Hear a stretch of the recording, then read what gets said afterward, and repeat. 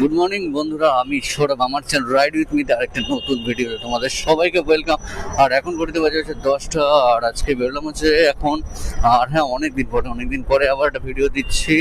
আর daily পারছি না, daily actually হচ্ছে না কিছু জিনিসের জন্য। তোমাদেরকে আগের দিনও বললাম আমি যে নিজের কিছু কাজের জন্য প্রতিদিন আমি রেগুলার হতে পারছি না, তো চেষ্টা করছি যতটা পারছি তোমাদের জন্য রেগুলার হতে, আর তোমাদেরকে আরও ইনফরমেটিভ কিছু ভিডিও দেওয়ার জন্য। তো আজকে মোটামুটি এখন 10টা বাজে, তো এখন দেখি মোটামুটি অনেকক্ষণ কাজ করব, ঠিক আছে। আজকে দেখি কতটা কি হয়। আর আজকে ছোট বড় সব ধরনের রাইড করার চেষ্টা করব, যাতে অনেকক্ষণ টাইম আমি দিতে পারি। আর তার সাথে একটা মেন হচ্ছে দেখো, একটা ভালো কন্টেন্ট যাতে হয়, ঠিক আছে। ভালো একটা কন্টেন্ট যাতে বানাতে পারি, সেই হিসেবে কাজ করার চেষ্টা করবো। কারণ এটাকে নিয়ে বেরিয়েছিলাম সে আগে রোববার, তো সেই দিন সেইভাবে কিছু কাজ হয়নি, সেইভাবে কোনো কিছু হচ্ছিল না। খালি ছোট ছোট কাজ হলে কি কাজ সেভাবে মানে না হলে তখন কন্টেন্টটাও আসে না। আজকে আকাশটা মেঘ করে আছে, বৃষ্টি হবে কিনা বুঝতে পারছি না। সেপ্টেম্বর মাস পড়ে গেছে, এখন এত গরম। গরমটা একটু কমার কথা, বাট গরমটা কমছে না, প্রচন্ড গরম। মানে যখন রোদ উঠছে না প্রচন্ড গরম হচ্ছে, আবার তারপরে আকাশে আবার এরকম মেঘ করছে, বৃষ্টি হচ্ছে, কি হবে বুঝতে পারছি না। এই দেখো একটা অর্ডার চলে এসছে, যাবে হচ্ছে কাশীপুরের দিকে, কিন্তু আছে কত দূরে দেখলাম না তো। দেখি এটা যাচ্ছে কত দূরে। শাগনিক আছে হচ্ছে 1.5 কিলোমিটার দূরে। কোন জায়গাটা আছে? পাইপ রোড, বিটি রোড, আচ্ছা চিড়িয়া মোড়ের কাছাকাছি আছে। চলো নিয়ে নি, ভালোই হয়েছে। হ্যাঁ, তো চলো কথা বলে নিচ্ছি। কাস্টমার সাথে অনেক কম দেখায় ব্যারাকপুর থেকে অ্যাকচুয়ালি, এই 7 টাকা হিসেবে দেখায়, তো ওটা একটু সমস্যা আর কি। 150 টাকা মতো দেখাচ্ছিল, তো বললাম যাই হোক 180 টাকা করে দেবে, ঠিক আছে, ওকে। এই যে আপাতত রোদটা উঠেছে, এখন প্রচন্ড গরম লাগছে। আর E20 পেট্রোল নিয়ে দেখো একটা কিন্তু সমস্যা হচ্ছে আমাদের, মানে আমরা একটা কনফিউশন আছে E20 পেট্রোলটা নিয়ে। তো E20 দেখো এখন কিন্তু মোটামুটি তোমার সমস্যা জায়গাতে E20 পেট্রোলই পাবে, কারণ এখন গভর্নমেন্টও যেটা বলে দিল যে ইথানল কিন্তু মিক্স হবেই।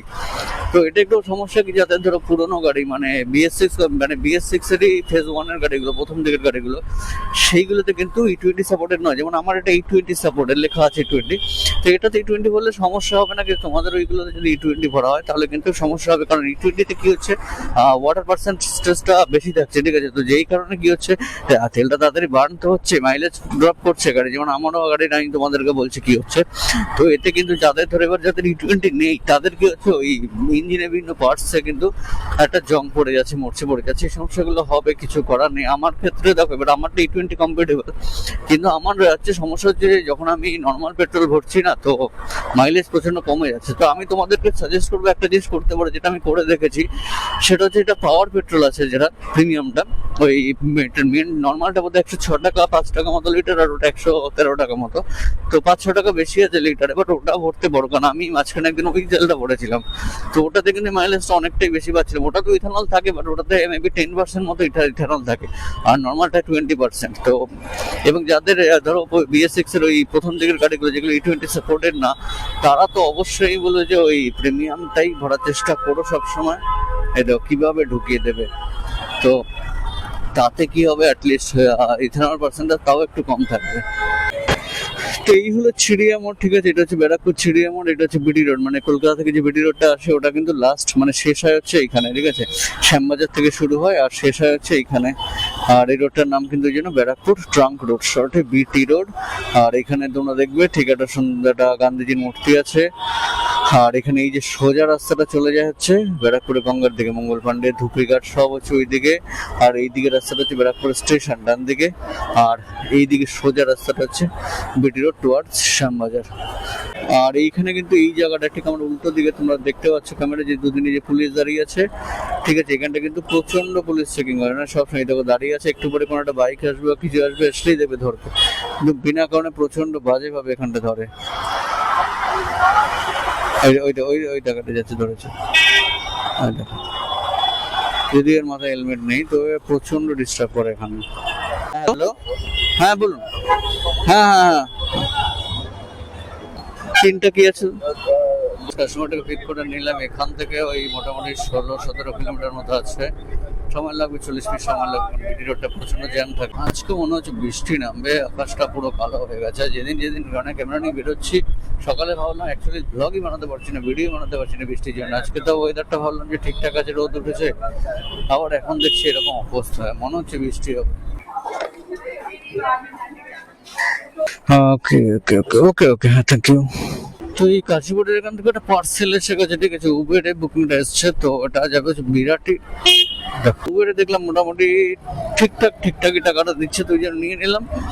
আর বুকিং একটু কম আছে, দেখো অ্যাপটা অন করা, এনড্রাইভ অন করা, স্পেশালি পোর্টার অন করা, কারণ এই কাশীপুরের সব সাইডে পোর্টার থেকে ভালো বুকিং আসে এবং লং দূরে মানে বুকিং আসে। এখান থেকে আমি এমনও পার্সেল পেয়েছি একদম সেই মানে চম্পাহাটির দিকে অব্দি পার্সেল আমি পেয়েছি কাশীপুর থেকে। সেই জন্য অন করলাম যে যদি বড় কিছু পাওয়া যায়, কিন্তু নেই। ঠিক আছে, চলো। আর পার্সেলের সুবিধা হচ্ছে এইদিকে আছে, মানে আমি যেদিকে যাব। তো ওই কাশীপুরে যেখানে ছিলাম ওখান থেকে একটুখানি এগিয়ে এসেছিলাম ওই পার্সেলটার জন্য, তা আবার এখন কাশীপুরের দিকেই যাচ্ছি। কারণ হলো উবেরে যে পার্সেলটা ক্যান্সেল করে দিলাম, কারণ একটা ছোট ছিল, ওই 80-90 টাকার একটা ছিল। আর এখানে বেসিক্যালি আমি এখান থেকে একটা বড় পার্সেল পেয়ে গেলাম, যেটা তোমাদের বলছিলাম না যে কাশীপুর এখান থেকে কিন্তু খুব ভালো পোর্টারে বুকিং পাওয়া যায়। তো এক্স্যাক্টলি একটা বড় পার্সেল পেয়ে গেছি, এখান থেকে যাবে হচ্ছে ওই রাজারহাটের দিকে, ঠিক আছে। আর মোটামুটি 215 টাকা এখানেই দেখাচ্ছিল আমাকে, ঠিক আছে, পোর্টার। তো এটার জন্য নিয়ে নিলাম। সুবিধা হচ্ছে কি, যদি একটা ছোটখাটো পার্সেল হয় তাহলে এইদিকে টুকটাক কোনো বুকিং পেয়ে যাওয়ার চান্স বেশি, কারণ ওটা বিরাটে যেত, ওই দিকে কিছু পেতামও না। আবার বিরাটি থেকে দেখি পাবো না পাবো তারও ঠিক ছিল না। তো ওই জন্য এখন এই মুহূর্তে আমার চট করে বাড়ির দিকে বুকিং নেওয়ার ইচ্ছা নেই, বাড়ির দিকে বুকিং নেওয়ার পরে। তো ওই জন্য ওটা ক্যান্সেল করে দিলাম, দিয়ে আবার এদিকে আসছি। এখন ব্যাপারটা যে পার্সেলটা কি আছে সেটা হচ্ছে গিয়ে দেখতে হবে। আরে বিটি রোড অসহ্য জ্যাম, এই প্রত্যেকবার এই সমস্যাটা হয় যখন পুজো আসে, বারবার এই সমস্যাটা। এবারে এই মোটামুটি এই জ্যামটা চলবে আমাদের অলমোস্ট পুজো অবধি। সেই পুজোটা যাবে, তারপরে গিয়ে এই বিটি রোডটা রাস্তাঘাটগুলো একটু খালি হবে। যত পুজো আসবে না, অনেক সমস্যা বাড়বে। বিরক্তিকর একটা পরিস্থিতি তৈরি হয়, মানে আমরা যারা রাস্তায় থাকতে হয়, দিকে যেতে হয় না, খুব অসুবিধা হয়। যারা নতুন পোর্টার খুলেছে বুঝতে পারছো না যে পোর্টার কোথায় অর্ডার বেশি আসে, ঠিক আছে, তাদের জন্য বলছি। পোর্টার বেসিক্যালি তোমরা দেখবে এই টাইপের যেগুলো একটু কোনো জায়গায় ফ্যাক্টরি বেশি, ঠিক আছে, সেই জায়গাগুলোতে কিন্তু পোর্টারে বেশি অর্ডার হয়। যেমন কাশীপুরের দিকটায় হচ্ছে বেশ কিছু ফ্যাক্টরি, এই সমস্ত জিনিস আছে, তো ওই জন্য এদিকে আসে। এছাড়া তোমরা বড় বাজার, সেন্ট্রাল কলকাতা, চাঁদনি চক, এসপ্ল্যানেড, এইসব জায়গা থেকে প্রচুর পোর্টার পাবে। আর বাকি পোর্টার কিছু ভালো পাবে, সেটা হচ্ছে লেক টাউনের দিক থেকে, লেক টাউন, বাগুইআটি, এইসব দিক থেকে খুব ভালো পোর্টার বুকিং আসে। তো মোটামুটি এই জায়গাগুলো থেকে পোর্টারে খুবই ভালো বুকিং পাবে। আর পোর্টার বুকিং পেলে হলো অলওয়েজ নিয়ে নাও, কারণ পোর্টার কিন্তু টাকাটা ভালো দেয়। মোটামুটি ও 15 টাকা কিলোমিটার হিসেবে, 12-13 টাকা কিলোমিটার হিসেবে দিয়েই দেয়। তো পোর্টার আসলে অলওয়েজ পোর্টারটা নেওয়ার চেষ্টা করো। আর মোটামুটি এইসব এরিয়াগুলোতে পোর্টার বুকিং তোমরা বেশি পাবে। আর সমস্ত এরিয়াতে পোর্টার পাওয়া যায়, এমন না যে পাওয়া যায় না। অনেকে সেদিন একজন আমাকে জিজ্ঞেস করছিল যে এবার বারাসাতের দিকে পোর্টার পাওয়া যায় কিনা, রাইট। তো বারাসাত, ব্যারাকপুর সমস্ত দিক থেকে পাওয়া যায়, বাট ওদিকে ফ্রিকোয়েন্সি অনেক কম থাকে। কিন্তু তোমরা এইসব এরিয়া যেখানে অনেক কলকারখানা এইসব আছে, সেখান থেকে কিন্তু প্রচুর পোর্টারের বুকিংটা পাবে। জায়গাটা থেকে দেখো, সামনে হচ্ছে কাশীপুর গঙ্গার ঘাট। কি সুন্দর। চলো আগে পার্সেলটা নিয়ে নি, তারপরে একটু গঙ্গাটা দেখবো এখান থেকে কেমন লাগে। এই তো এই গঙ্গার পাড়ে দাঁড়িয়ে আছি। গঙ্গা থেকে আপনি বাদিকে বাঁকুন, ধরুন মুন্না পাঠকের গোডাউন কোথায় যাবো? কিসের গোডাউন? মুন্না পাঠকের গোডাউন। মুন্না পাঠকের গোডাউন? দাঁড়ান এক সেকেন্ড, দাঁড়ান লাইনে থাকেন একটু। দাদা, মুন্না পাঠকের গোডাউনটা কোন দিকে? এই বাদিকে? আচ্ছা, হ্যালো হ্যালো, হ্যাঁ চলে এসছি দাদা। হ্যাঁ, ওই লাল রঙের গেটটা দিয়ে ঢুকলাম। এগুলো যে সব বড় বড় ফ্যাক্টরি, কিন্তু এখান থেকে ব্যাপার হচ্ছে বড় পার্সেল না আসে বেশি, তাহলেই ঝামেলা। এইটাই যাবে নাকি? এক সেকেন্ড, হ্যাঁ ব্যাগে চলে যাবে। আমি ভাবছিলাম বড় কার্টুন টাইপ কিনা। পেমেন্ট কি ওখানে হবে নাকি? পেমেন্ট উনি করবে। তো এই হলো পার্সেলটা দেখলে তোমরা এই জিনিসটা। আর এগুলো হচ্ছে সব কিন্তু ফ্যাক্টরি, এখানে সব ফ্যাক্টরি এগুলো। আর এটা যাবে হচ্ছে এখন মোটামুটি 20 কিলোমিটার রাস্তা আছে, প্রায় 50 মিনিট লাগবে। তার আগে একটুখানি গঙ্গার ঘাট থেকে একটু ভিউটা দেখবো কেমন লাগে। আরে বাস, দারুণ লাগছে। দেখো দূরে হাওড়া ব্রিজটা, আর ওই ব্রিজটা অতটা দেখা যাচ্ছে না, ক্যামেরা আসছে কিনা যাই না। হাওড়া ব্রিজটা বেশ সুন্দর লাগছে এখান থেকে। দারুণ দারুণ সুন্দর ভিউ। এই ঘাটটা দেখে আসলাম যে দেখি ভিউটা কেমন লাগছে। কোনটা? ওই পাশের ঘাটটা থেকে? ওখান থেকে ভিউটা আরো সুন্দর আছে। আচ্ছা, হ্যাঁ, তো এখন যাচ্ছি হচ্ছে দেখো, অনেক দুটো রাস্তা ছিল, একটা ছিল ওই দমদম হয়ে মানে দমদম স্টেশন হয়ে নাগের বাজার হয়ে দিক দিয়ে যাওয়া, আর একটা রাস্তা আছে এইদিকে তোমাদের এই লকগেট ফ্লাইওভারটা ক্রস করে বাদিকে ওই আরজিকর সামনে দিয়ে গিয়ে যশোর রোডে উঠে বেরিয়ে যাও। তো ওই রুটটা নিলাম না, কারণ ওই রুটটা প্রচন্ড কনজেস্টেড থাকে আর দমদম স্টেশনের ওখানটা খুব নোংরা প্রচন্ড, ওই জন্য তো এটা দিয়ে যাচ্ছি এখন। আর গঙ্গার ভিউটা কেমন লাগলো তোমাদের জানিও।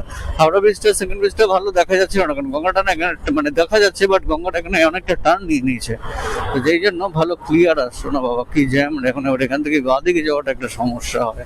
এই যে সিগন্যালটা দেবে না, গাড়িগুলো বাঁদিকের যে লেনের গাড়িগুলো সব সোজা চলে যাবে, আর এইখান থেকে বাঁদিকে টার্ন নেওয়াটা খুব ডিস্টার্ব হয়। একটা কাজ করে ধরো এইখান থেকে বাঁদিকে ঢুকে যাই, নাহলে খুব অসুবিধা হয়, কারণ আমাকে ডাইরেক্ট লেফট যেতে হবে। তো পুরো রাইট থেকে লেফটে যাওয়াটা খুব ডিফিকাল্ট। এবার এই দেখো সুন্দর, এবার চলে আসলাম। তো এই ছোট ছোট জিনিসগুলো তোমাদের কিন্তু রাস্তায় কলকাতায় যখন গাড়ি চালাবে এইগুলো একটু দেখতে হবে, যে যখন মানে লেফটে যাবে তখন একদম এক্সট্রিম রাইটে থাকবে না, তাহলে কি হবে, প্রবলেম হয়ে যাবে আস্তে মানে ওইখান থেকে লেফট নিতে, কারণ গাড়ির চাপ এতটাই বেশি থাকবে যে পিছনে গাড়িগুলো কনস্ট্যান্ট শোয়া যাবে, তো তুমি বাদিকে যেতে পারবে না। আর সেদিন আমাকে একজন মেসেজ করেছিল কয়েকদিন আগে যে দাদা আমি বাইরে থেকে আসবো, এখানে র্যাপিডো করবো, তো কলকাতার রাস্তায় আমার খুব অসুবিধা হয়, রাস্তায় বুঝতে পারছি না, আমাদের দিকে তো রাস্তাঘাটে এত সিগন্যাল এরকম কমপ্লিকেটেড থাকে না, তো কলকাতায় কি করে আমি বাইক চালাবো, কোনো অসুবিধা হবে কিনা। তো দেখো কলকাতাও এমন কিছু কমপ্লিকেটেড নয়, কিছুই নয়। হ্যাঁ, এখানে কি একটু গাড়িটা বেশি, প্রচুর গাড়ি থাকবে রাস্তায়, আর তার সাথে হচ্ছে বিভিন্ন রকম সিগন্যাল আছে, তো সিগন্যালগুলো তোমাকে একটুখানি প্রথম মানে ভালো করে বুঝতে হবে, কারণ বাকি দেখো রোড তো তুমি গুগল ম্যাপে জিপিএস এ তোমরা পেয়ে যাবে, ঠিক আছে, সেটা সমস্যা না। সমস্যাটা হচ্ছে কিছু কিছু সিগন্যাল একটু তোমাদেরকে যারা বাইরে থেকে আসবে চট করে এরকম সিটিতে এত সিগন্যালের মধ্যে অভ্যস্ত নয়, তারা জাস্ট একটু সিগন্যালগুলো ভালো করে খেয়াল রাখার চেষ্টা করবে। আর স্পেশালি কিছু কিছু ক্রসিং আছে, যেমন শ্যামবাজার 5.1 ক্রসিং, ওইদিকে পার্ক সার্কাস 7.1 ক্রসিং, ঠিক আছে, এইরকম বড় বড় যেগুলো ক্রসিং যেখানে 5টা মোড় 7টা মোড়, তো ওই জায়গাগুলোতে খুব অসুবিধা হবে। স্পেশালি 7.1-এ আমারও আগে অসুবিধা হতো। তো ওই জায়গাগুলো কি করবে, বা ওই জায়গাগুলো বলে শুধু কথা না, যেই সব জায়গাতে বুঝতে পারছো না, এর জ্যামটা দেখো খালি প্রচন্ড জ্যাম হচ্ছে, তো যেই সব জায়গাগুলোতে বুঝতে পারবে না, ঠিক আছে, মনে হবে যে কি করবো ওই জায়গাগুলোতে, তখন কিছু করবে না, জাস্ট একটা দুটো গাড়ির পিছনে দাঁড়াবে, তো তখন তুমি দেখতে পাবে যে সামনের গাড়িটা কিভাবে সিগন্যালের সাথে রিঅ্যাক্ট করছে, ঠিক আছে, তাহলে তোমরা ধীরে ধীরে বুঝতে পেরে যাবে যে সেই জায়গাগুলো দিয়ে কিভাবে ক্রস করতে হবে। তখন একদম ফ্রন্টে থাকবে না, দুটো একটা গাড়ির পিছনে থাকবে, সেই গাড়িগুলোকে ফলো করবে, অটোমেটিক দেখবে গাড়ির সাথে সাথে তোমরা চলে যেতে পারবে। তো সেক্ষেত্রে পুলিশেরও সমস্যা হবে না, আর তোমরা মোটামুটি বুঝতে পেরে যাবে যে কিভাবে জায়গাগুলো ট্যাকেল করতে হবে।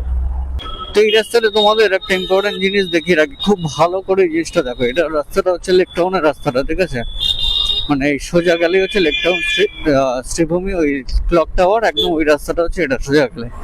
এই দুধারে তোমরা দেখছো যে বাসের সবই করে দিয়েছে, কারণ সামনেই এই দুর্গাপুজো, তো শ্রীভূমির ওই প্যান্ডেল হবে সামনে, এখানে বিশাল লোকজন, লাইট সব হবে, তো ওই জন্য তো জায়গাটা ইম্পর্টেন্ট না। ইম্পর্টেন্ট জিনিসটা হচ্ছে এই রাস্তাটা দিয়ে কিন্তু তোমরা সোজা যখনই আসবে, সোজা কিন্তু কেউ স্ট্রেট ভিআইপিতে উঠবে না, কারণ কিছুটা সামনেই কিন্তু নো এন্ট্রি করা থাকে, এবং যেটা আমি তোমাদেরকে দেখাচ্ছি, যেটা অনেকে খেয়াল করে না, সোজা চলে যায় অনেকেই, আর ওখানটা এই জন্যই পুলিশগুলো সব দাঁড়িয়ে থাকে ধরার জন্য। এই দেখো ঠিক এই যে জায়গাটা সামনে দেখতে পাচ্ছ তোমরা, বোর্ডটা হচ্ছে নো এন্ট্রি, তো এইখান থেকে সোজা গেলেই হচ্ছে ক্লক টাওয়ারটা পড়বে আর ভিআইপিটা পড়বে, এখান থেকে কিন্তু কখনো যাবে না, এই বাঁদিকে ঘুরে বাঁদিক থেকে হচ্ছে ভিআইপিতে উঠবে। আর যদি ওই দিকে যেতে চাও, যেমন আমি হচ্ছে এখন এয়ারপোর্টের দিকে যাবো, তাই বাঁদিকে ঢুকলাম, আর যদি তোমরা ওই দিকে যাও বিধাননগরের দিকে, তাহলে আমি যে বাঁদিকে ঢুকলাম, বাঁদিকে না ঢুকে ডান দিকে ঢুকবে, ডান দিকে ঢুকিয়ে আবার গলিটা তোমাদেরকে একদম নিয়ে আবার ভিআইপিতে উঠিয়ে দেবে। কিন্তু ভুল করেও কিন্তু এই জায়গাটাতে কেউ সোজা যাবে না, সামনে কিন্তু পুরো টিম দাঁড়িয়ে থাকে একদম ধরার জন্য, বহু মানুষ এটা ভুল করে যায় আর সামনেই ধরে ফাইন দেয়। বাবা সামনে রাস্তাটা বন্ধ, তো সমস্যার ব্যাপার, চলো ঘুরিয়ে নি আর কি, বেকার হয়ে গেল সেই ঘুরিয়ে, চাপ নেই, সামনে লেক টাউন দিয়ে এই ভিআইপিতে উঠে মেন হচ্ছে আমাকে ভিআইপির এই মেন রাস্তাটা উঠতে হবে আর এদিকে যেতে হবে। তো এইখানে একটা সুন্দর কাঠ ছিল বাদ দিক, রাস্তাটা বন্ধ করে দিচ্ছে কেন কি জানে। এখানে পুজো টুজো তো সমস্যা নেই এই জায়গাটা, কারণ এখানে একটা পুজো শ্রীভূমি ভিতরে আছে, একদম নম্বর ওইগুলো হয়, তো ভিতরের রাস্তাটা মেবি বন্ধ। আমি আরো যার জন্য ওই দিক দিয়ে ঢুকলাম না, কারণ ওইদিকে একটা রাস্তা আছে যেটা আরো শর্ট হতো, ওই দমদমপার ঘোরার চক্র যে পুজোগুলো ওর মধ্যে দিয়ে, কিন্তু ওই রাস্তাটা বন্ধ করে দেয়। কারণ আমি এর আগে প্রায় 1-1.5 মাস আগে এসেছিলাম, মোটামুটি রথের সময় থেকেই ওই দমদম পার্কে দেখলাম প্যান্ডেল ফ্যান্ডেল চালু হয়ে গেছিল, তার মানে এখন বিশাল অবস্থা হবে, রাস্তা বাজার শিওর বন্ধ। তো ওই জন্য আসলাম, লাভ হলো না, চলো লেক টাউন দিয়ে ঘুরে যাই আর কি। ভিআইপি রোড এত সুন্দর ফাঁকা, অনেকদিন পর এত সুন্দর ফাঁকা ভিআইপি রোড দেখছি। থেকে বলছিলাম, বলছি আমি ক্যাপিটাল সিটির সামনে দাঁড়িয়ে আছি, একদম রাস্তার উপরে আছি, আমার বাদিকে ক্যাপিটাল সিটি ওই সেটা আছে।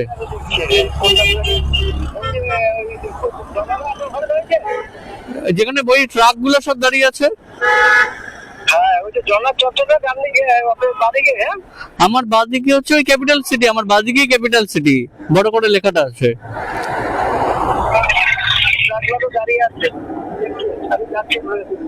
কোন জায়গাটা আসবো বলুন তাহলে? আমার বাদিকে ওই একটা মানে ঝর্ণা মতো হচ্ছে জলের কাছে আছে। হ্যাঁ আপনি কি ওখানে আছেন?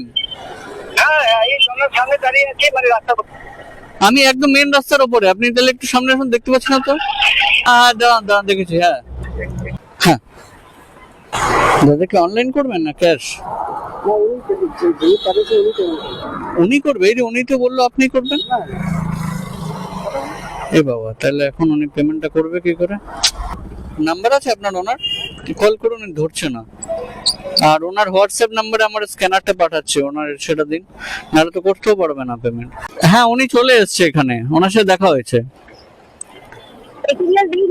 না ম্যাটেরিয়াল দেইনি, ওই পেমেন্টটা উনি বলছে যে আপনিই করবেন।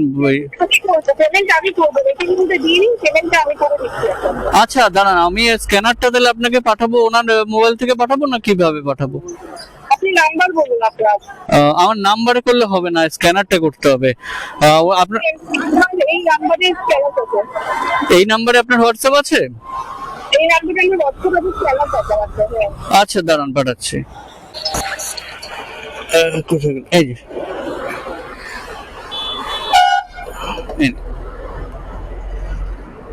ঠিক এই দিকটা থেকে বুকিং পাওয়া যায় না অতটা, জানি, কারণ এই রাজারহাট চৌমাথার পর থেকে আর এইভাবে এইদিকে খুব কমে যায় বুকিং। তো অনেকক্ষণ দাঁড়াতে হয়েছিল স্বাভাবিকভাবে, তো তারপরে একটু একটু এগিয়ে আসলাম, তো এই রাজারহাট চৌমাথার এখানে কাছাকাছি আছে, তো এখান থেকে একটা বুকিং আসছে। ঠিক আছে, কাস্টমারটা যাবে হচ্ছে ওই বিরাটির দিকে, তো যাই দেখি পিক করি। তো ওই রেপিডেড বুকিংটা যেটা ছিল ওটা ক্যান্সেল করে দিলাম বাঁকড়ার। ঠিক আছে, এখন এই দেখো কিভাবে যাবে। তো এখান থেকে রাজঘাট থেকে একটা বড় বুকিং পেয়ে গেছি। ঠিক আছে, বেহালা প্রায় 300 টাকা বুকিং, ওই জন্য আর না ছেড়ে দিয়ে এটা নিলাম উবের থেকে, আর ওটা ক্যান্সেল করে দিলাম। এখান থেকে এখন 30 কিলোমিটার, 1 ঘন্টা মতো সময় লাগবে। ওটাও এই জায়গাটা দারুণ লাগে, সুন্দর লাগে এই জায়গাটা, স্পেশালি এই রাস্তাটা এত সুন্দর লাগে যতবারই আসছি।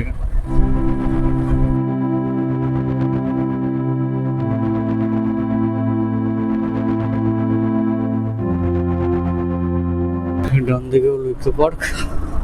এখন মোটামুটি সময় লাগবে 1 ঘন্টার মতো সময় লাগবে। এখন বাজে হচ্ছে 2:02, মানে বেহালা এখানে পৌঁছাতে এটা এক্সাক্টলি লোকেশন আছে বেহালা। তো প্রায় 3টে তো বাজবে, 3টে 5-10 হয়তো হয়েই যাবে।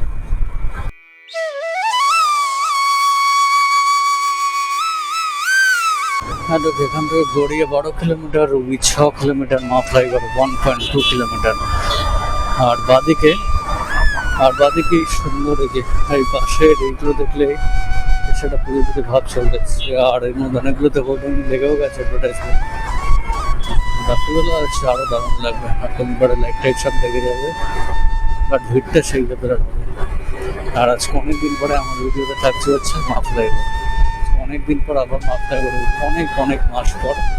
এদিকে হচ্ছে ব্যবসায়ী হয় না, এন্টার করা যায় মা ফ্লাইওভার, কলকাতার সেকেন্ড লংগেস্ট ফ্লাইওভার।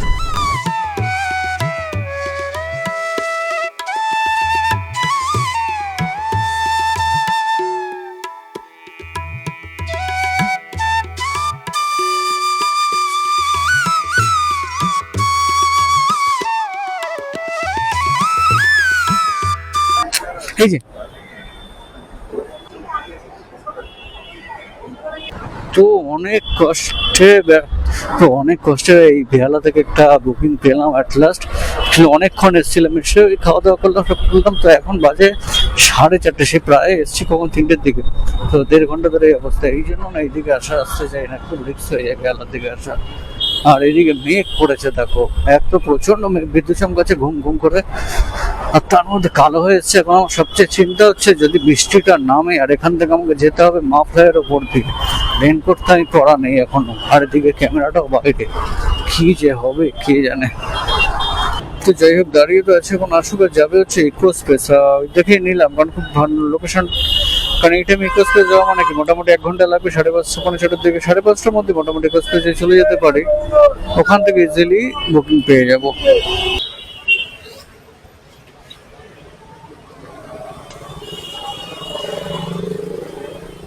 তো অবস্থা হচ্ছে দেখলে রেনকোট পরে এইভাবে আসতে হয়েছিল। তো এখন আছে চিকো স্পেসে, তো ফোন ক্যামেরা সব ব্যাগে ট্যাগে কোনো রকম ঢুকিয়ে আসলাম। মেন চাপ হয়ে যায় কি বৃষ্টি হলো না ক্যামেরাটার জন্য, কারণ ক্যামেরাটা আমার উপরের কভারটা পরানো নেই, আর বৃষ্টি হলে খুব চাপ হয়ে যায় এটার জন্য।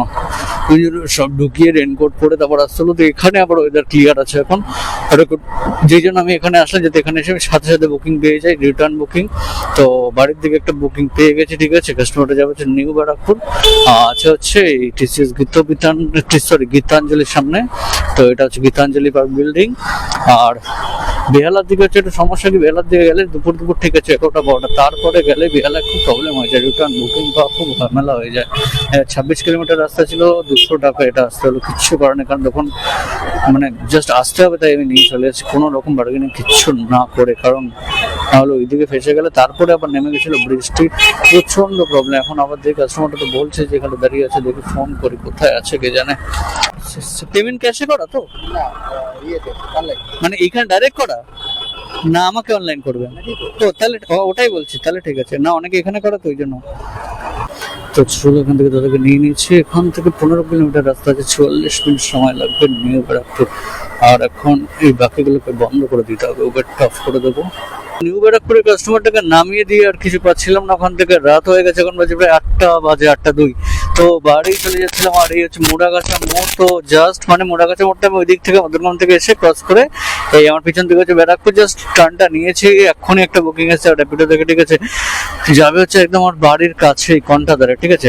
তো ওই জন্য সাথে সাথে নিয়ে নিলাম।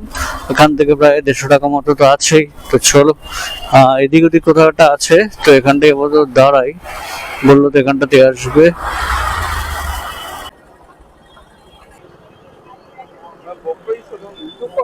হ্যাঁ, আমার এই ইউটিউবের চ্যানেল আছে, রাইড উইথ মি। আমি তোমার বেসিক্যালি র্যাপিডো ওলা উবেরের উপরেই ভিডিও বানাই। এই তো এখন ঘড়িতে বাজে হচ্ছে 8:30।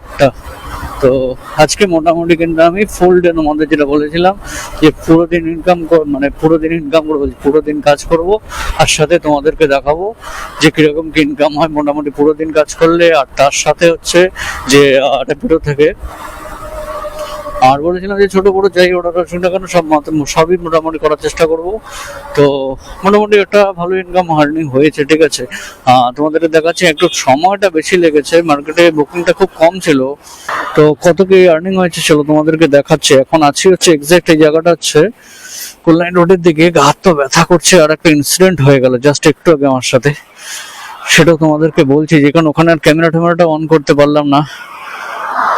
মোটামুটি বলতে পারো ওটা ছোটখাটো ছিনতাই করার মতো একটা চেষ্টা আমার সাথে করা হয়েছিল সোদপুরে মোড়াগাছার ওখানটায়।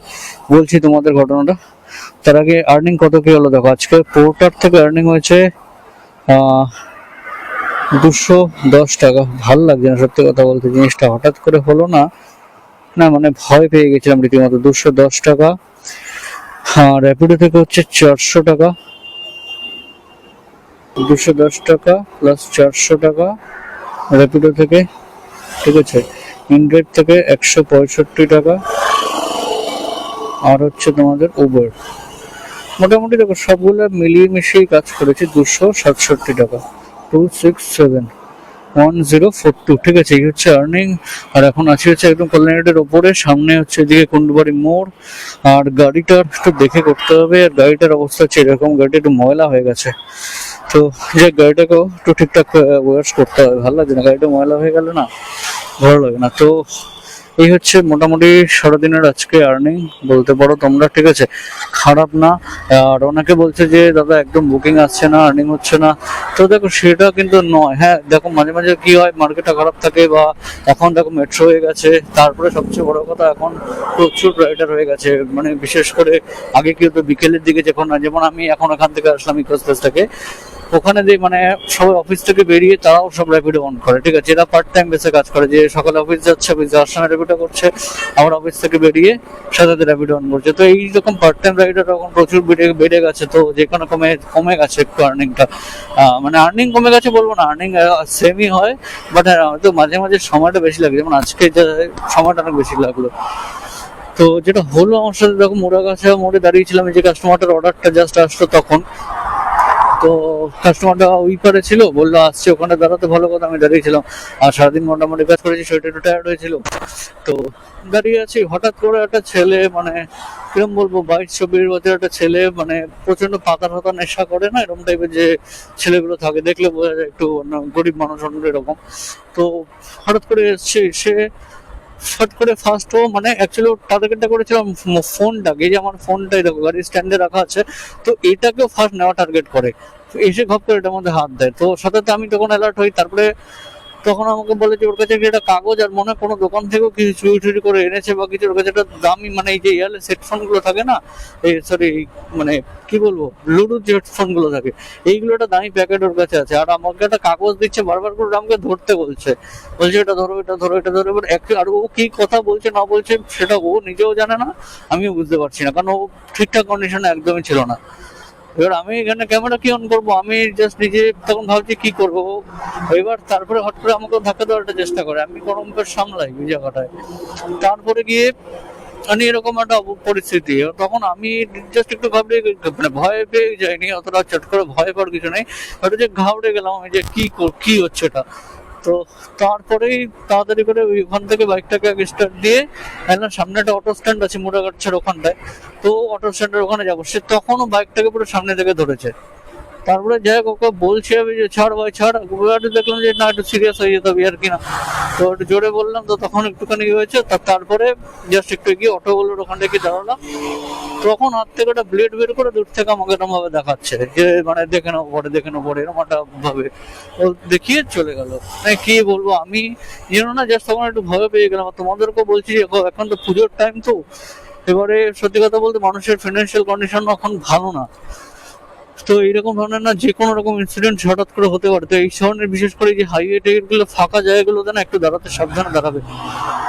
মানে হয়তো তখন ওখানে যদি আমি সাজাতে অটো স্ট্যান্ড না পেতাম, সমস্যা হতে পারতো, কারণ দেখো এদের কাছে এই যে ব্লেড ফ্লেড নিয়ে ঘোরে, এটা হাট করাটা যদি মেরে দিত আমি ইনজিওর্ড হয়ে যেতাম, বা কি হতো মোবাইলটা ক্যামেরাটা মেনলি এইসব কিছু নিতে পারতো এই আর কি। তো যাই হোক সেই জন্য ওইখানে আমি আর মানে ভিডিওটা করতে পারলাম না, যে কাস্টমার যখন উঠছে আসলো বা কিছু, যাই হোক। তো এই হচ্ছে অবস্থা, এই হলো ব্যাপার। তো যাই হোক চলো আজকের মতো ভিডিওটা এখানে শেষ করছি, দেখা হচ্ছে তোমাদের সাথে আবার পরবর্তী কোনো ভিডিওতে, পরবর্তী কোনো ব্লগে। ততদিন সবাই ভালো থেকে সুস্থ থেকে ঘর ফাটিয়ে রাইড করো।